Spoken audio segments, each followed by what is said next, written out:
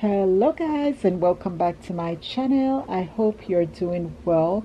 So in today's video I'm going to be cooking some brown stewed chicken and our national dish, ackee and saltfish. Prep some seasoning to blend up, which is just red onion, regular onion. I'm using some scallion, thyme, garlic, and you can also add pimento seed to it. A season that we normally blend up and use to jerk our chicken, and I normally blend it up to last us for about 4 to 5 days because I kind of put it in everything when I'm cooking. Since lately I've been start cooking a lot more, which I'm excited. So anyway, you're going to see the whole process through the video. I hope you enjoy it, and if you do enjoy this video, please give it a thumbs up, because I'm not going to talk through the whole video. I'm going to be playing music. Please don't forget to go ahead and subscribe to my channel, and that would be deeply appreciated. And also turn on your notification bell so you can get notified whenever I post a video. Walk in love, stay in love, and stay connected to God. You do have a lovely day. Thank you. Bye bye.